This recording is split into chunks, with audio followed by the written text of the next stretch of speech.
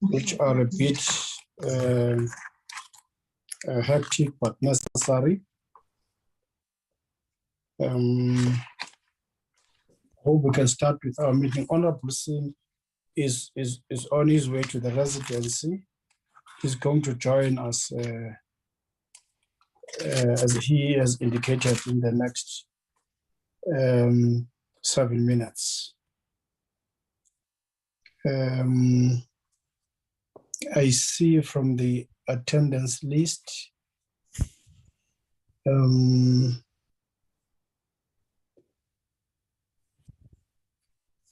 that we have a sizable number of members of the committee. And the AG has joined us as well. Good evening, AG. Good evening, Chair. Good evening to you and to the honorable members of COAG. Great. I hope you have enjoyed your consultations with the provinces. Yeah, I'm now done with the provinces. Yes, thank you. That's it. Now, thank you, Peter Paul. I think we have now we see our agenda items. Good evening, colleagues. I think let's start with the meeting. The meeting has been convened at the instance of the committee based on the fact that the president has declared the national disaster after the torrential rains which have destroyed infrastructure and lives of communities in the KZN lying areas, mainly and around eThekwini municipality. People have been affected and the situation is so dire. We seek to express our condolences to those who have lost their close relatives, some are mothers, fathers, sisters, brothers, and indeed you have seen the devastation which has arisen thereafter. So we've had a discussion with the AG after such a declaration, and we agreed that let's have this brief session where the AG is going to take us through on the framework which is going to be informing the audit in the declared areas, that is KZN, Eastern Cape, the Northwest, and there's always a reference to other areas, which includes the Western Cape after the devastating fires which has destroyed the informal settlements in the areas of the Western Cape. So the AG has been busy this week, traveling throughout the country, meeting provinces, and outlining the outcomes of the Municipal Finance Management Act. So we agreed that let's hold this meeting at this time, knowing very well that we ourselves were busy with the many plenaries which we have to spread ourselves right through the activity. So thank you very much, colleagues, that we have availed ourselves for this briefing, for the AG to have her time and her team to give that kind of a briefing to ourselves on what is actually taking place, how is she structuring her teams, what sort of informing framework around those areas which relate to auditing on time in as far as the expenditure is concerned. We are proud of the good work which has been performed by the Auditor-General and their teams during the time of the pandemic, when the declaration has enforced the country to commit some funds out of that, and they came with a new form of auditing, their real-time audits, which were somewhat informing the performance of the Office of the Auditor-General. So the outlook seemingly is going to live with us, as it is the case, as we have to see them to comb through the expenditure during the time of revitalizing the areas affected by those disasters. So welcome AG, welcome colleagues, welcome those who are in the side of the media to inform our communities as to how ready is the Office of the Auditor-General in conducting business in those areas. Menier Peter Paul, are there any apologies except for what I've indicated for Honorable Singh, who is going to join us shortly? Yes, Chair. Thank you, Chair. I think we can just put on the record that we've only received one apology from the Honorable Kopane, who has sent through an apology and won't be able to attend due to ill health. Chair, that's the only apology that we received. Well, thank you very much, Mr. Peter Paul, for such apology. There are as well devastating news which are flying through of the gruesome attack of school children in the Western Cape, in one of the schools in the area of Manenberg. Yes, Chair. Yeah, area of Manenberg. So devastating, so gruesome, so bad to see how young children are so traumatized by such occurrences. I really hope that those who are in the enforcement of the law are doing all the best to deal with that situation, to apprehend the perpetrators and bring them to book. Is really unacceptable. It's so bad. You know, I'm just coming from the mini plenary, which was focusing on women, people with disabilities, children, and all the stuff. And to find this kind of gruesome act is really discomforting. May we provide our support to those who are affected in a very emotional way, that we have to see such a suffering. Can we then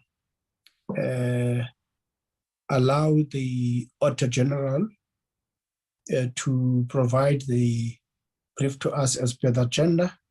Thank you very much, colleagues. AG. Thank you very much, Honourable Chair, and a good evening to the honourable members of SCOAG. I'd like to begin by thanking you for making the time for this conversation, especially given the role that SCOAG plays in the life of the National Audit Office. I hope to use this opportunity to provide clarity on the work that we are doing in the wake of the disaster and on government's response to it. As you indicated, Chair, following the floods in KZN and the Eastern Cape, government declared a state of national disaster.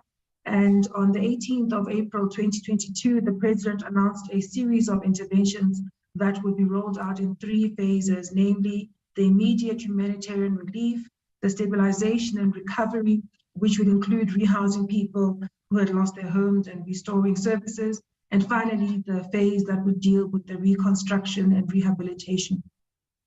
Similar to what was done in the context of the COVID-19 response, the President asked the National Audit Office to form part of an oversight mechanism that would ensure that the allocated resources are protected and are used for the intended purpose. Our response was to design a series of real-time audits, which we have already commenced, honorable members. And tonight I share some insight on our approach in undertaking this mammoth task. In line with our constitutional mandate of providing independent assurance on whether public funds have been appropriately accounted for, we traditionally look at three areas: financial statements, performance information, as well as compliance. We see our role, whether or not we're doing the audits on an annual basis or performance audits or these real-time audits that I'll talk about now, we see our roles as being to provide independent, timely, credible insight on how funds are being managed.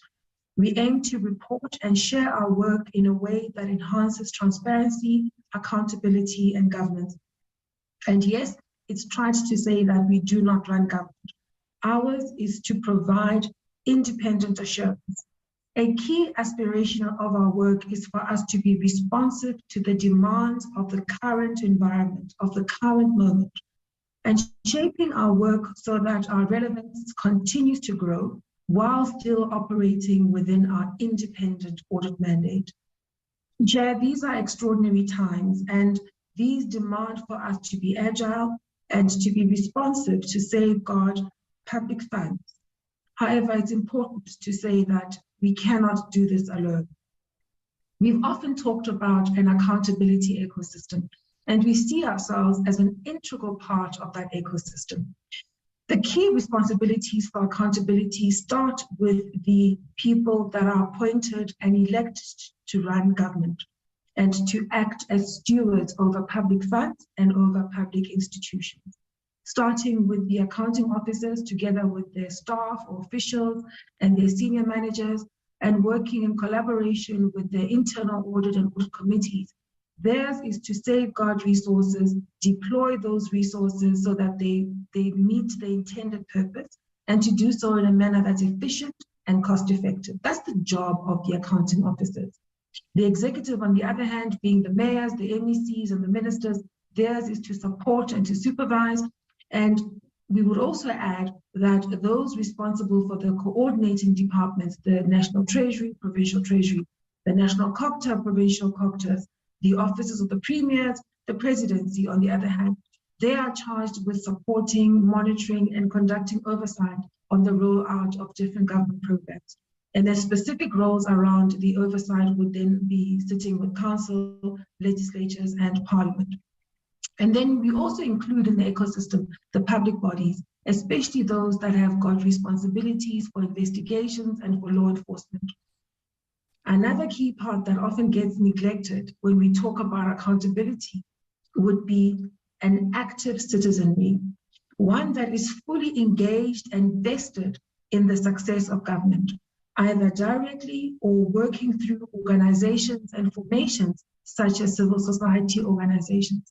So we've located the work of the Audit Office in all contexts, and even in this context, within this particular framework, one that establishes different roles, which are, yes, distinct, but if we all play them effectively, they can be complementary and help us to safeguard public resources and to make sure that we maintain the integrity of public institutions, meaning that public institutions then do that which they are mandated to do.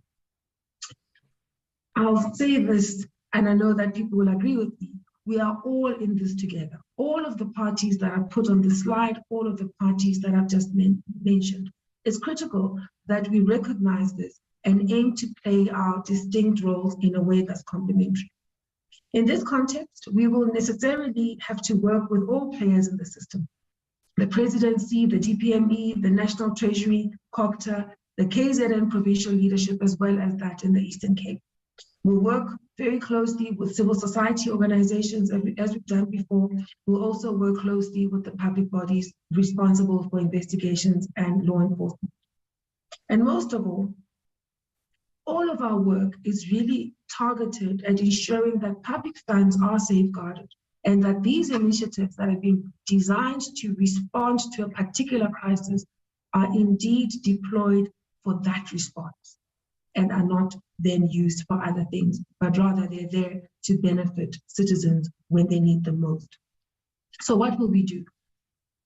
We will start by saying that in the context of this disaster, there was a concern across society that public funds should be protected, that the response initiatives must be not only well designed, but also well executed so that they respond to the needs and are effective in how they are actually responding in this way.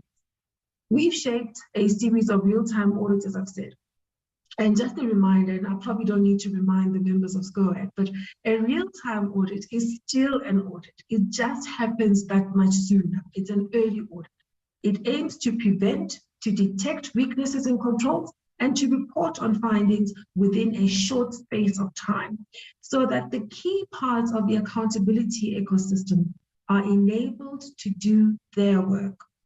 If you look at the role of the accounting officer, they're enabled to take corrective action swiftly so that they can protect resources against fraud and wastage and course correct their implementation so that their programs are rolled out as designed, so that the benefits that have been designed to reach particular beneficiaries reach those beneficiaries instead of going somewhere else.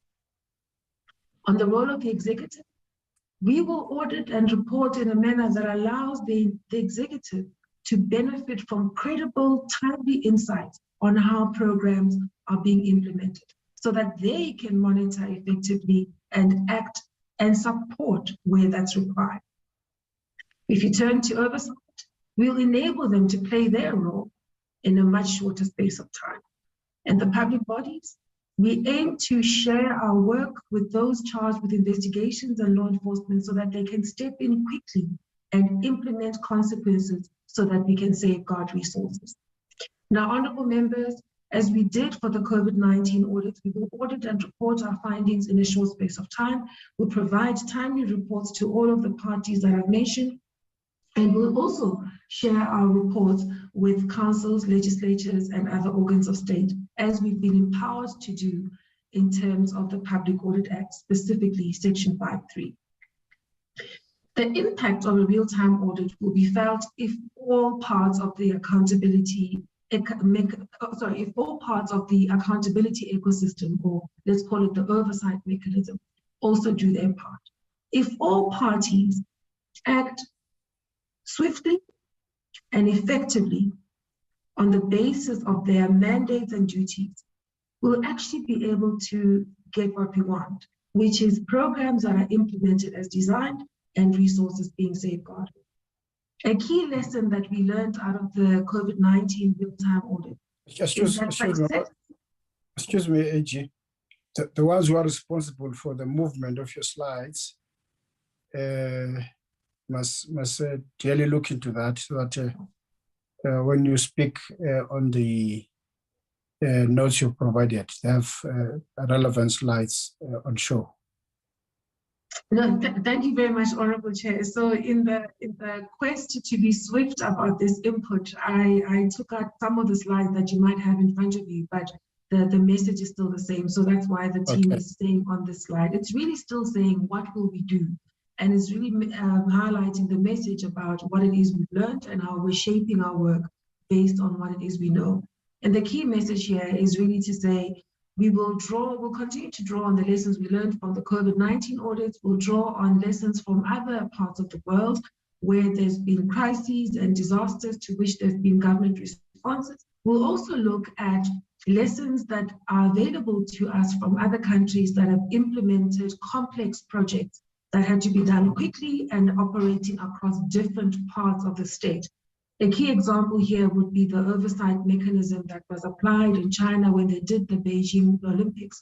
One of the key lessons there is that real-time audits conducted by the National Audit Office help when other people also do their part, and they do so swiftly. So if I can leave nothing else with you this evening, it is that as a National Audit Office, we are dedicated to making sure we perform these audits quickly and efficiently and give good quality insight. The trick is going to be for all actors in the accountability ecosystem to also do their part, starting with accounting officers, going into the executive, going into the legislatures and the councils. That's how we're going to get the accountability mechanisms operating properly. And I'll also add, if we get the investigations bodies and law enforcement also acting swiftly on what it is we give to them. And we've seen the benefit of doing that. When we worked at the Fusion Center in the context of the COVID-19 audits, we were able to see some impact very quickly. So it's going to be, let's all of us put our hands on deck, operating on our mandate as swiftly as we can, as collaboratively as we can, and in a way that's well coordinated. And of course, never standing in the way of accounting officers doing their job. And I think that's one of the risks that could actually play out if we all are trying to do too many different things at the same time and not allowing the machinery to move and then be active. We are now moving on to the next slide, which just deals with the audit process. Our approach to the real-time audits is informed by what we've seen working well, as I've said. The key parts of the process would be prevention, detection, and reporting. First off, from a prevention point of view, we've leveraged off our existing reach and our relationships to alert accounting officers and accounting authorities of the risks in their environment and highlighting the importance of maintaining controls and retaining records, and to use the internal audit to good effect. And we've already issued letters to the accounting officers and accounting authorities of the parties that we are auditing, so that we can highlight to them the need for preventative controls, especially on procurement and on infrastructure spend. We've been encouraged, honourable members, by the Provincial Treasury in KZN. The action they took on very quickly was to, first of all, reinforce the same message to accounting officers, highlighting the need for accounting officers to use their internal auditors properly. They've also decided and communicated across the province on the basis of the provincial cabinet's resolution that as the provincial KZN Treasury, they are going to do pre-assessments of awards before those awards are done. So when procurement happens, before those awards are done, the KZN Provincial Treasury has indicated that they will be doing that assessment, which of course is part of their role within the province. And it certainly helps to strengthen the accountability mechanisms. As the AGSA will test the controls and will check in on how all of these controls are working, those implemented by the accounting officers, as well as those implemented by the Provincial Treasury. So that's the part of prevention. Then there's the aspect of the detection. We've shaped our audit procedures to detect key issues around how programs are running. So here we will look at procurement, and we'll audit in the normal course. We'll look at grant payments, again in the normal course. And when I say normal course, what has become normal for us is to use the multidisciplinary teams of the AGSA. So it would be the financial or regularity auditors working in close collaboration with the information systems experts, with the forensics experts, as well as experts in other fields, such as engineering and quantity surveying, as well as in the medical field, so that our response as an audit office is one that has the benefit of this deep and diverse set of skills. That's going to form part of our detection. And then on the reporting, what we aim to do is ensure that we communicate our findings as soon as we have identified them and give the accounting officer space and opportunity to implement them. We'll elevate those findings and recommendations to the executive, and then we'll also table reports with Parliament and other organs of state. We aim to make sure that even the coordinating departments, all those charged with coordinating, have the benefit of timely insight from the audit office so that they too can act from a monitoring point of view, supervision point of view, and support point of view. It is our hope that all of these insights that we'll generate will be used by the players in the accountability ecosystem to take the requisite action. In terms of what we'll audit, which is now the next slide, it just gives you a sense of the areas that we aim to look at. Chair, I think it's important for me to note that the process of reprioritizing budgets by the different entities and departments and municipalities, that process is still underway. And they are not all at a point where they have fully reprioritized the budgets that they need to respond. Some have, but there are a number that haven't firmed up that process. We will continue to look into that and work with them and keep a proper tally of what's being allocated and what's being spent. We will look at all three spheres of government, national, provincial, and local government. We'll look at the different departments at national level that have specific responsibilities, whether it's human settlements, water and sanitation, transport, including their entities, namely PRASA and SANRAL. We'll also look at public works and SASA. At the provincial level, similar departments, but including education, social development, and health. And then at the local level, we focus specifically on KZN and the Eastern Cape Group members. And in KZN, we've looked at all of the different municipalities that are affected. The good thing is that we are already in the cycle of auditing PFMA. So if there are other expenditures that we've not listed in the departments that are on the screen, we will pick it up and we'll be able to report on it. Similarly, in terms of the amounts of money we're dealing with, we'll be able to keep updating our information as we go. The work has begun and we are already underway. When we report, Honorable Chairpersons, we will be able to provide insight on not just what's being allocated and reprioritized, but how that spend is being governed. We'll look at the effectiveness of the programs and the interventions, including whether or not the service that's being delivered is of a good quality or as intended. We'll look at the coordination across different government entities. We'll look at the integration of the different databases of government to make sure that there is no duplication of benefit, there is no invalid decline of benefits that should go to people, much in the way that we've done before. We'll look at the efficiency of how the spending is being done. We'll also look at the value for money aspects, and I think Honorable Singh is listening carefully as I say this.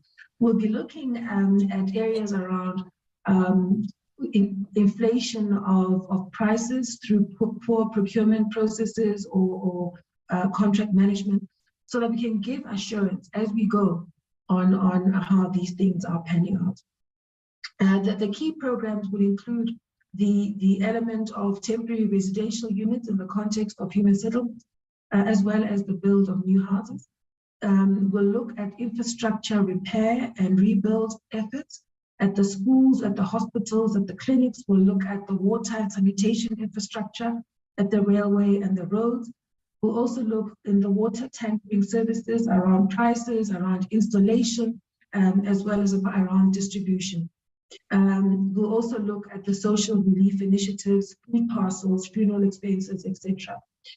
This is the benefit, honorable members, of having an audit office that can audit every single public institution right across the chain. We're able to see these transactions. Whilst we might not audit every single transaction, we're able to see enough to give critical insight on a timely basis and give assurance as to what is going on in those environments. The list we've given on the screen is by no means exhaustive. Neither is the list of initiatives I've just listed, but it is just giving you an indication of the type of matters we intend to look into. And as I'm heading off towards concluding my own remarks and give back to you, Honorable Chair, I'd like to highlight that ongoing support by all players is going to be important. Effective coordination and collaboration across the ecosystem is going to be critical. As the AGSA, we will leverage on what we've seen and learned over time.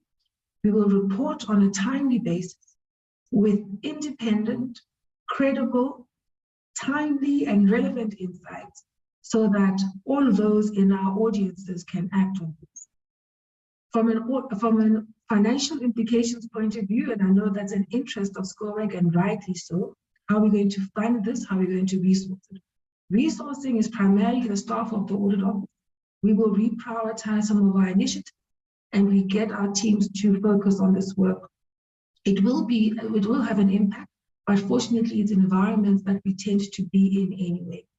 We may have to supplement them with specialist skills as we did in the context of the COVID-19 work, but that's not out of the ordinary course of business for the AGSA. We intend to offer this service in a way that's cost effective and offer a service that we can defend in terms of what it costs and to account for those costs transparently in the manner that SCOAG is used to. We will bill the auditees that are being audited for this effort. In any event, in many ways, they will be the principal beneficiaries of our findings and recommendations. What we would ask of SCOAG is that you keep us honest in this regard, but also support us as we aim to get payment for the fees that we will charge on this effort. And I end off, Honourable Chair and Honourable Members, by making the statement that even in the midst of a crisis, transparency and accountability must not be ignored. It's important that accounting officers and all those charged with different responsibilities within different institutions of government, it's important that they set the right ethical tone, that they put in place preventative controls, and that they be responsive when internal audit or AGSA as external audit give these findings. That's how we're going to have the type of impact we seek. It's also critically important that the executive and the coordinating ministries respond and act on the basis of what it is we found and we recommend.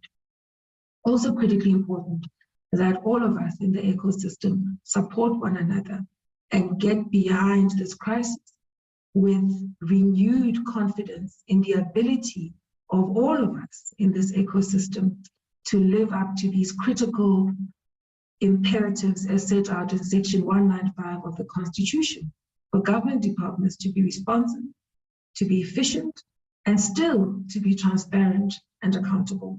So thank you very much, Chair. I'll now hand back to you for questions.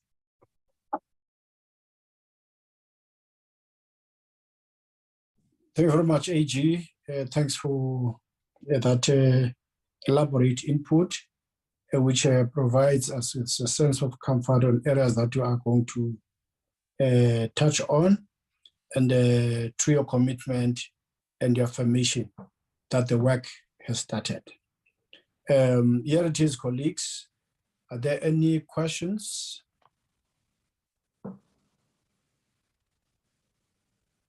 Honourable Chairperson. That is Honourable Hussein. I think it was Honourable Singh first, Chair. He called you first.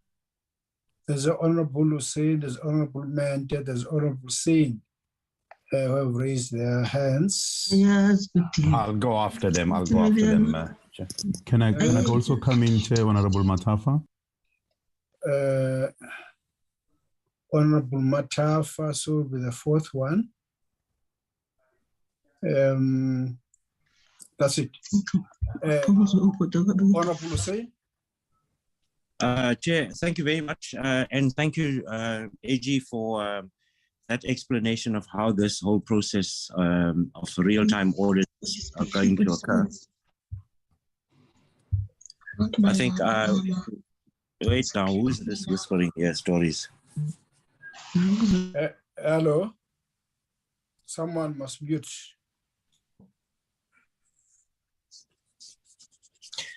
Okay. Honourable thank you, Chair.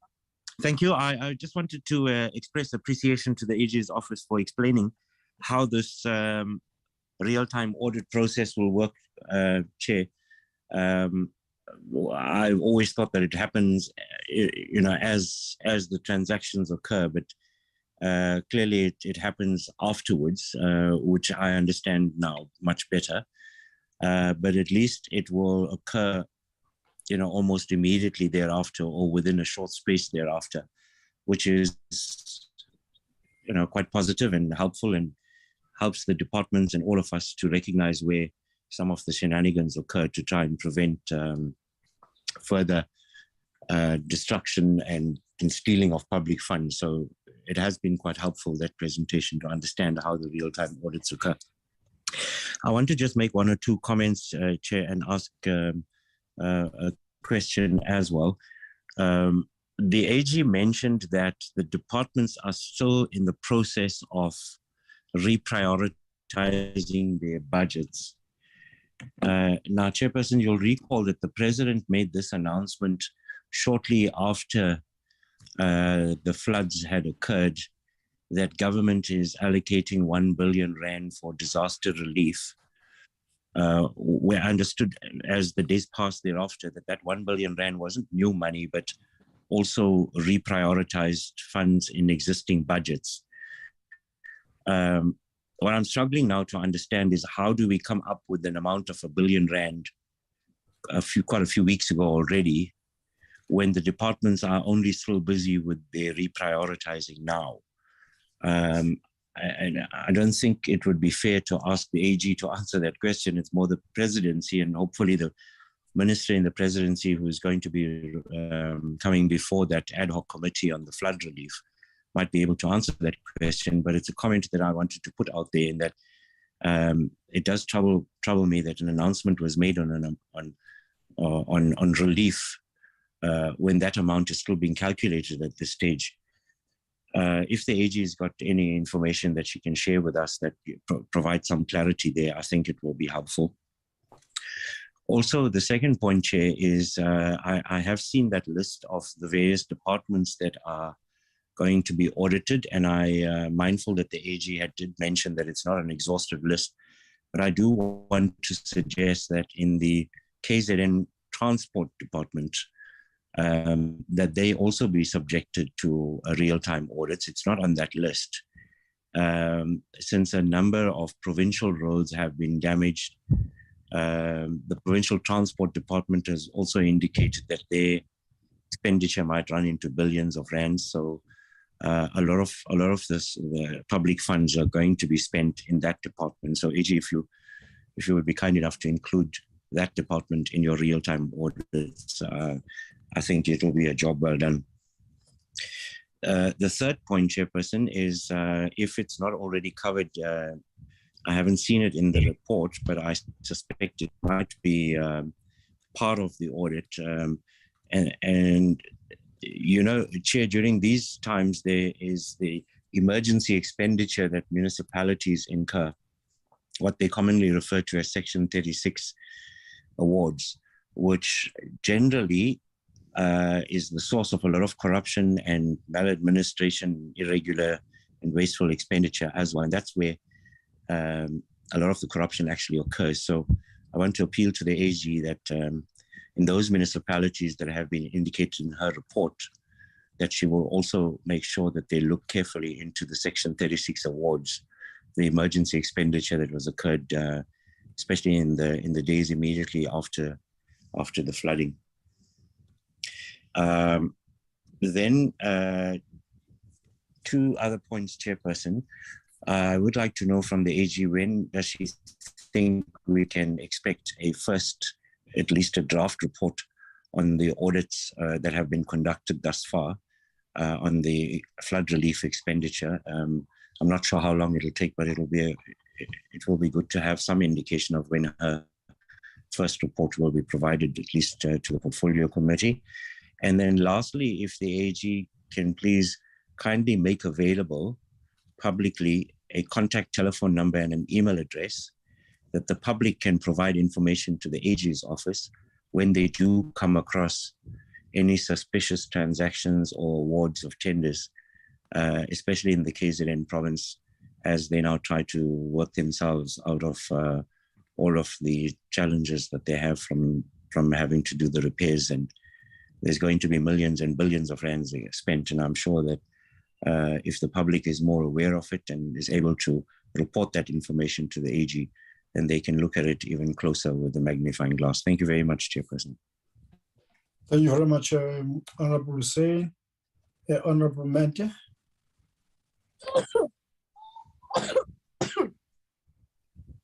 Thank you, Chair.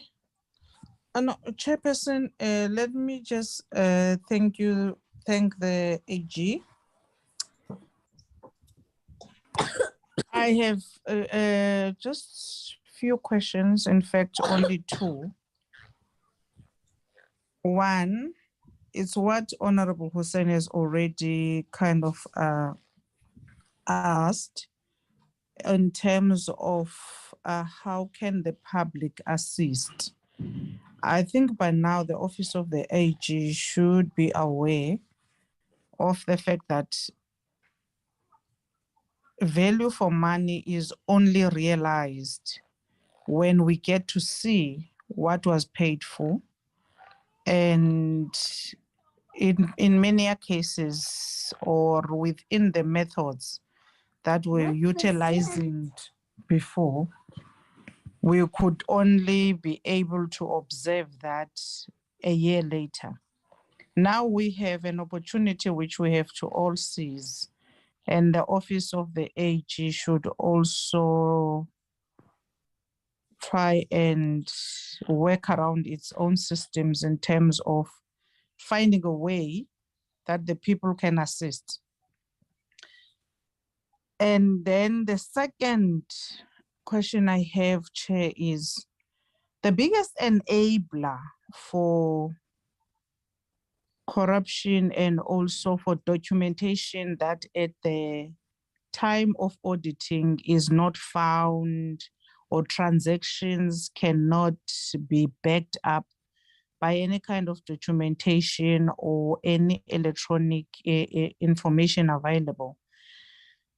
Is there a system that the AG can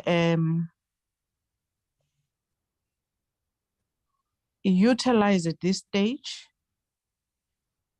to accommodate, in particular, the emergencies, because they become the biggest enabler of corruption?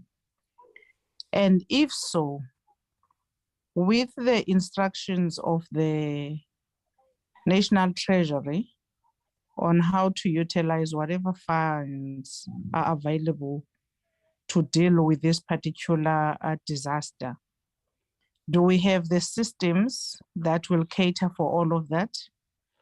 Because if I remember, Chair, with the pandemic, with the money of the COVID-19, there was a case where SIU had to come in and actually investigate if certain provinces did indeed not follow the instructions of National Treasury, and they were found not to have faltered in any of those regulations in terms of National Treasury. But now it's going to be far more complicated because we're talking about isolated municipalities and different departments are going to be involved.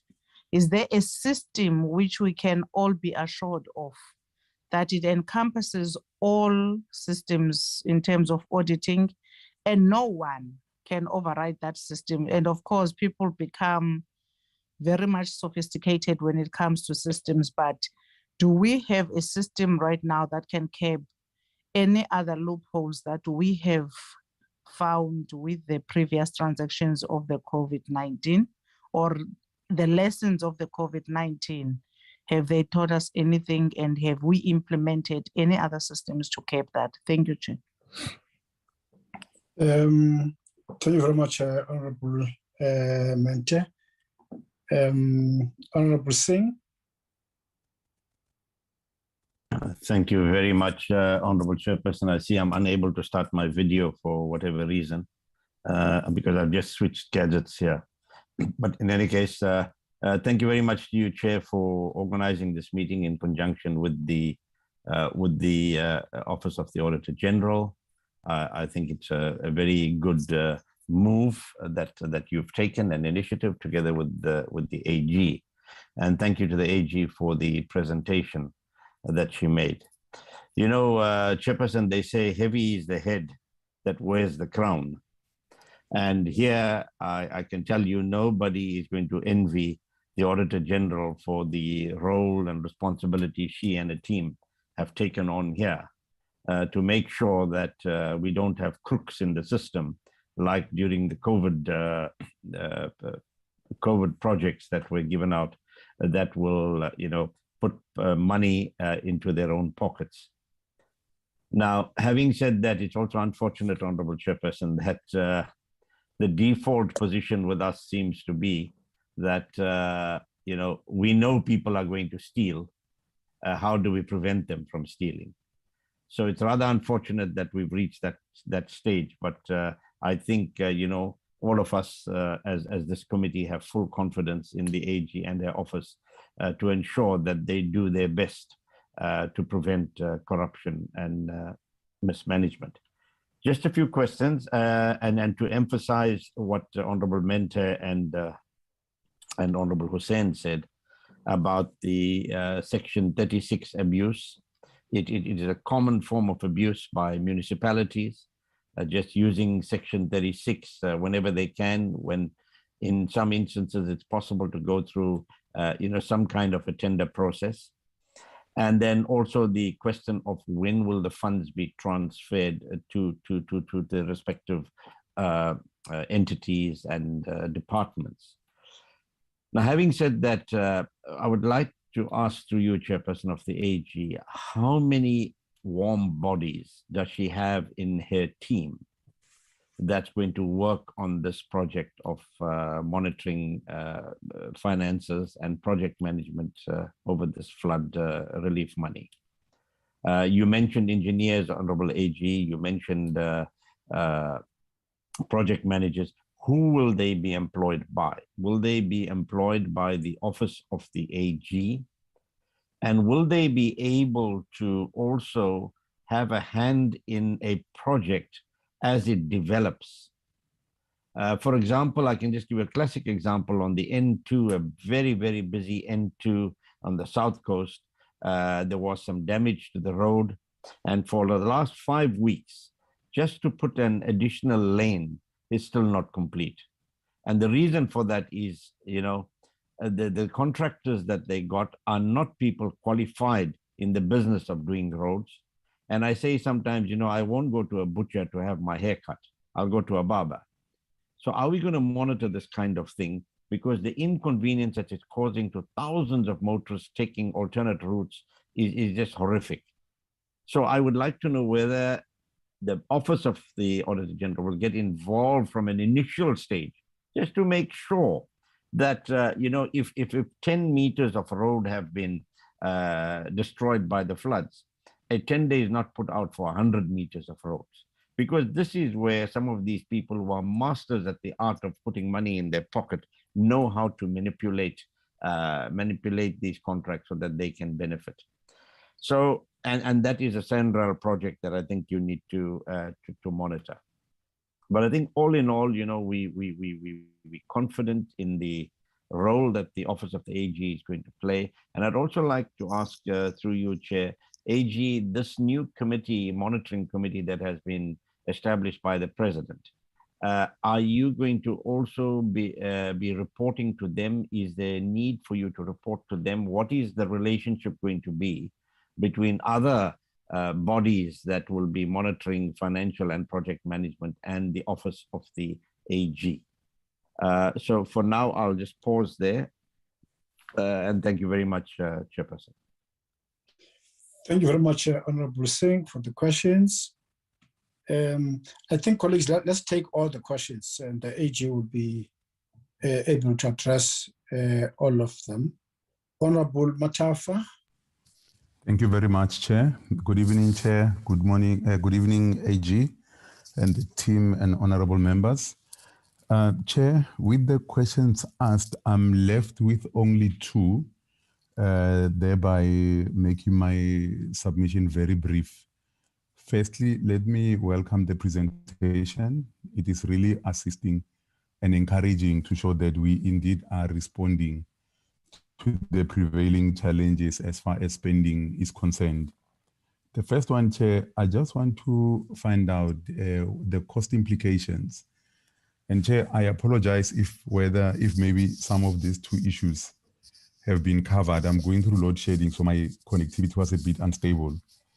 On the cost structure of the additional work of real-time audits, will the audit fees be recouped from the auditee, or is there a budget that is set aside for the AG to be able to complete this work?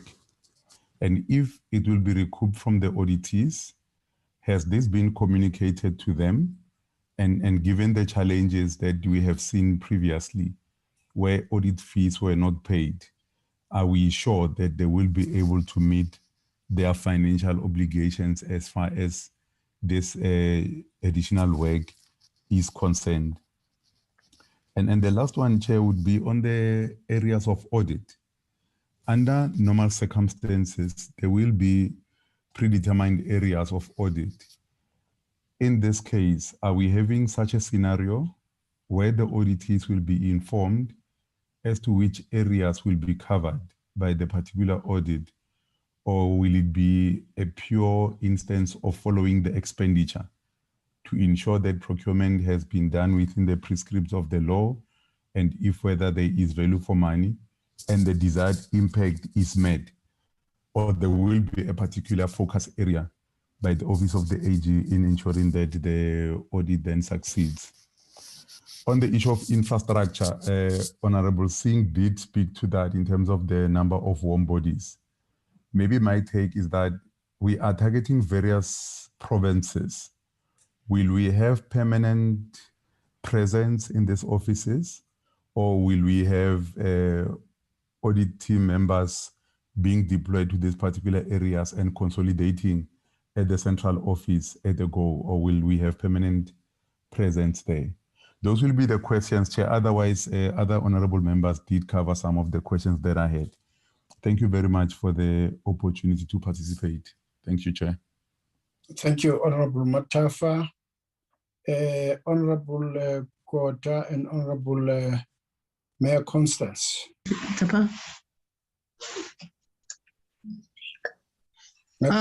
Chairperson.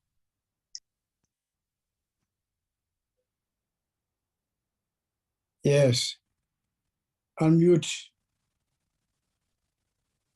Unmute, Makota. You have muted yourself. That's right. Yeah, thank you.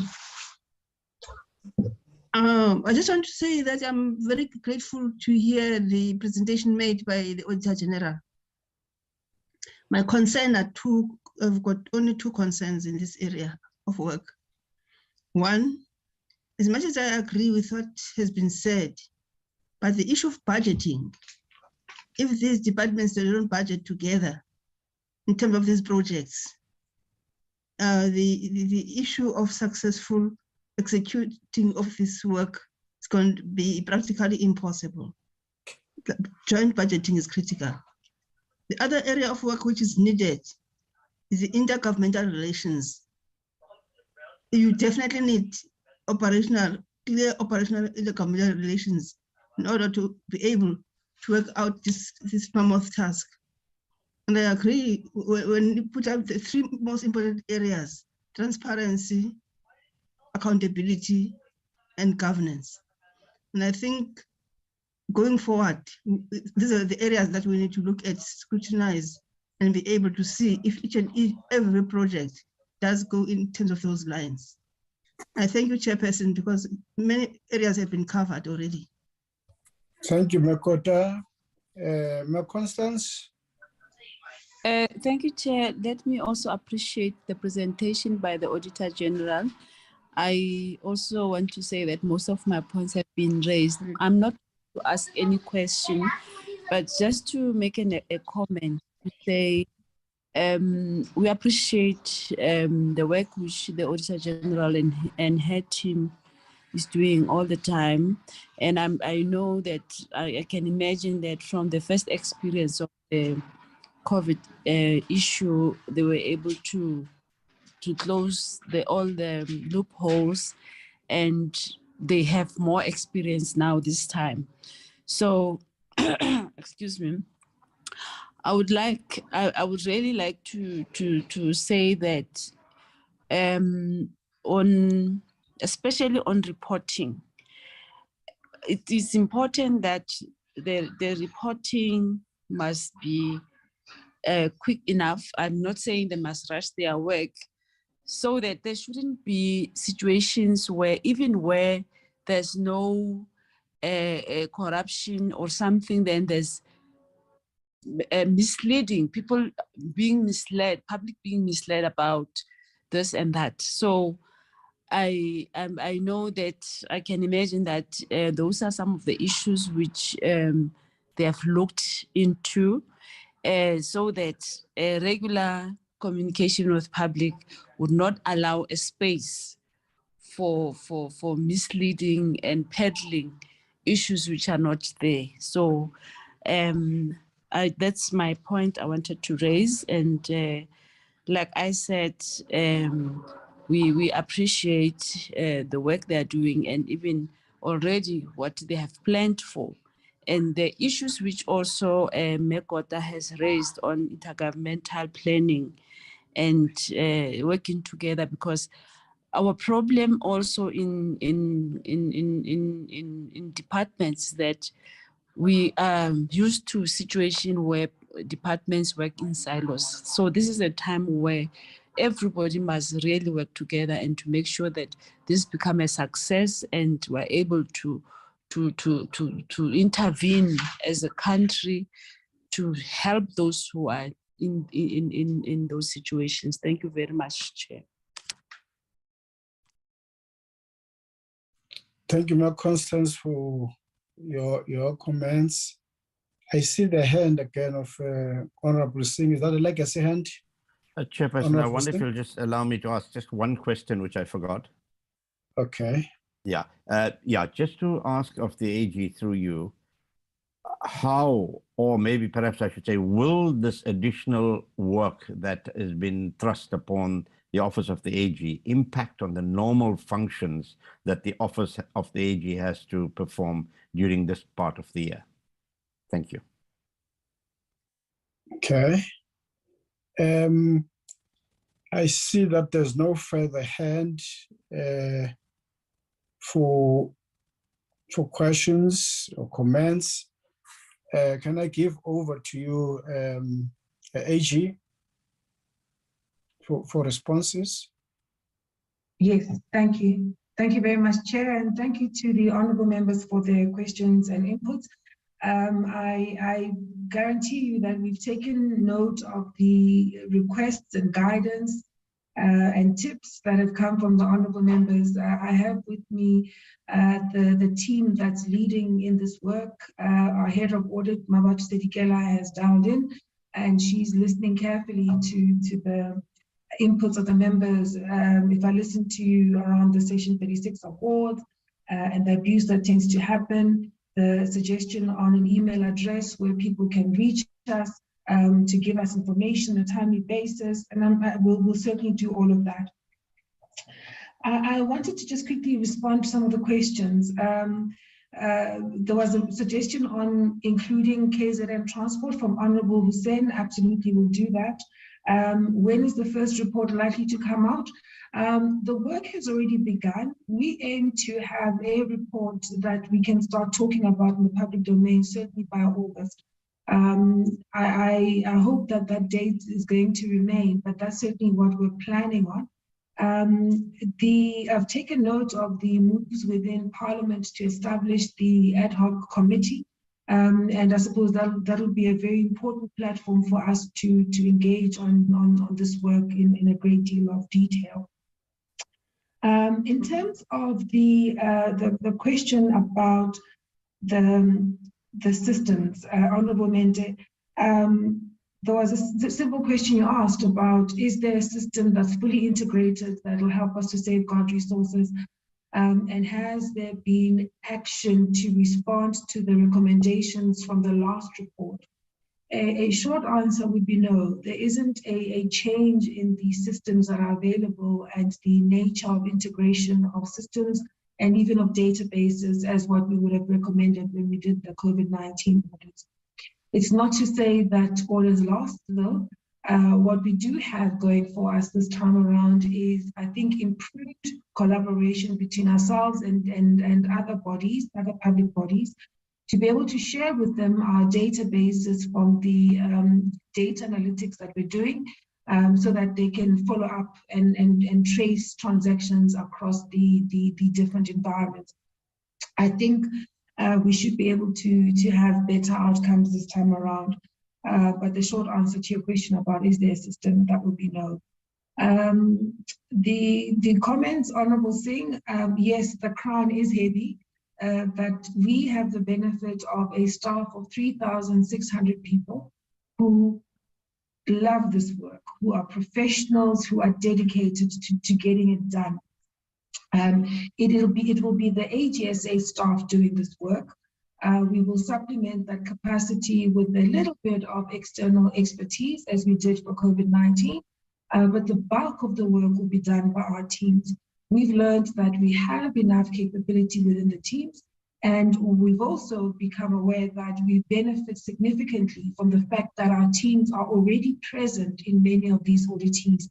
As you know, we have provincial offices, and we also have a national audit office within Pretoria that's got all the teams that interact with the national departments and entities.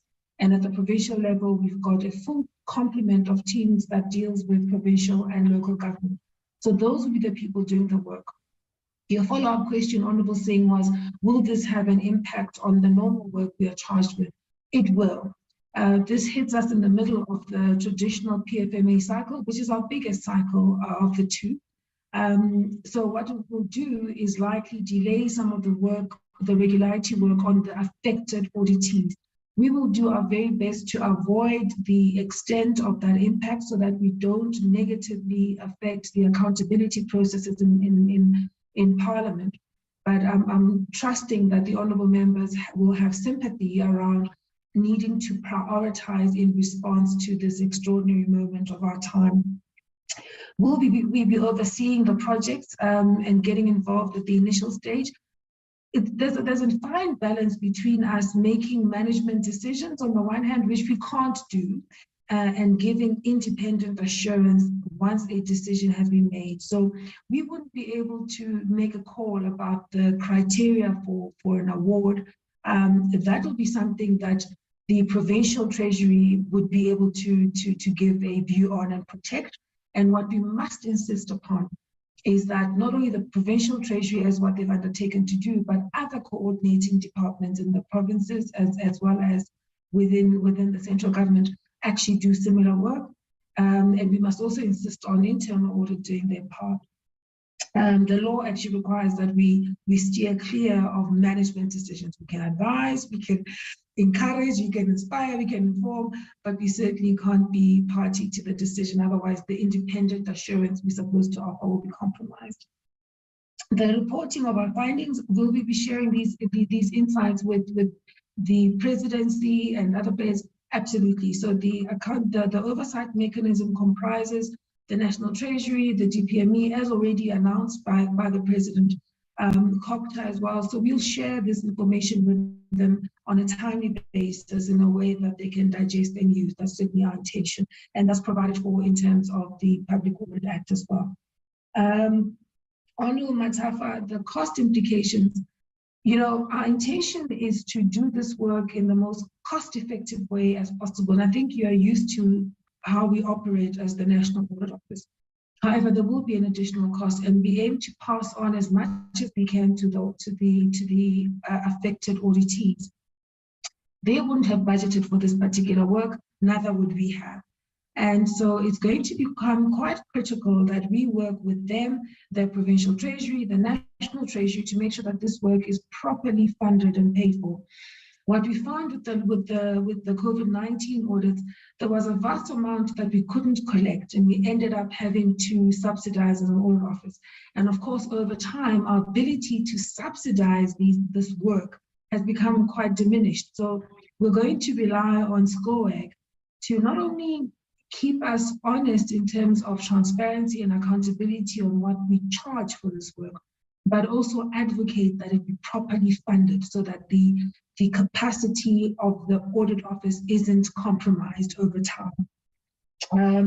In terms of the areas of audit, yes, we will look not only at the compliance issues of how procurement runs, but we'll look for value for money in some of the transactions, and we'll scope the high value, the high risk ones. We'll also attend to the efficiency of that spend in terms of whether or not that which is being bought is being done at the right quality, at the right time, and in the right way. So I think I've answered the question about our permanent presence. We're going to use the fact that we already have a presence in each of the provinces. We have teams that are dedicated to working within those municipalities in any event. Honorable Kota, I agree with you wholeheartedly. It's going to be critical that the different spheres of government and the different institutions of government collaborate in planning for these initiatives, in rolling them out, in monitoring them, and even in overseeing, so that we get the very best of what it is that these institutions can do working together. And then Honorable Sepo Singh, we will do our very best to be quick about the reporting. When it comes to the accounting officers, they will get the benefit of our insights very quickly. Similarly with the executives, similarly with the coordinating ministries. For oversight, we will table reports at the appropriate time, but we will do that as quickly as possible so that you are enabled to do your part. But thank you very much for those inputs, suggestions, and questions. And Honorable Chair, I trust that I've responded to the questions adequately. Thank you. Thank you very much, AG. It has somewhat complemented the a whole list of matters which we have raised during your presentation. I think let's appreciate the fact that those matters seem very critical to maintain your independence as an office, and as well to ensure that you are attending to this task as the audit function, not anything else. And therefore you are effectively seek to inculcate a culture of accountability and to deepen that sense in terms of the ecosystem, which is going to be lived by those who implement programs of government. Because you are not government, you are not the executive, you are the Auditor-General. So in that sense, we have to ensure that your independence is fully safeguarded, to ensure that you do so without favor, without prejudice, and you adhere to the fact that you have had the standards which have been laid for you to follow in terms of having proper independent outcomes of that audit. What I would want to propose, honorable members, maybe in closing, that there might be a necessity from our side, guided, of course, by the processes from the AG's office, that we give ourselves time, whether a day or two, to be closer to where things are happening. I'll tell you why. Because in, I think, the past 2 years, we've had some serious occurrences which we had to address together with the SAPS and other members which relate to safety and security of the audit office. It might be very critical that we assure that the Office of the Auditor-General operates in a very secure space, and therefore that kind of assurance and support from us will be very necessary. It might be you find ourselves some time to pull to our side some engagements with the high offices in such structures so that we inculcate a level of a secure environment for the performance of such work. Secondly, I like the approach the AG is taking, because getting into an environment with negativity would deny your actual vigor and necessary support from those who ought to be supportive in that environment, because you have prejudged them, and therefore you are creating an environment where people will somewhat shy away in terms of acting, working together in terms of the information which is in their exposure, and we can't therefore get into that environment with an attitude that money is going to be stolen and therefore the AG is getting there for such. No, the AG is getting there because they has been entrusted with a responsibility to ensure that money which has been allocated for certain functions has been utilized for such functions. And if indeed the accountability is affected, you would somewhat follow the trend of advising the authorities, mainly the accounting officers, on the areas which they ought to follow. So the beef in this instance would be within such a ambit. We're there to support the office, and we might therefore want to programmatize our closeness into such occurrences, which might be started by asking permission to the chair of chairs for us to get to KZN and the Eastern Cape mainly, where we could probably establish the readiness of those offices and the support that they get in terms of secure environment in performing such audits. Do you agree, AG? Any comment? Chair, I'm aware that the ad hoc committee intends to do some visits to the sites of this disaster as well. I'm also aware that there are a number of other initiatives that Parliament is busy with as well. I think let's compare notes about the timing of such an intervention, because you also don't want too many of us in one environment almost stepping over each other, falling over each other.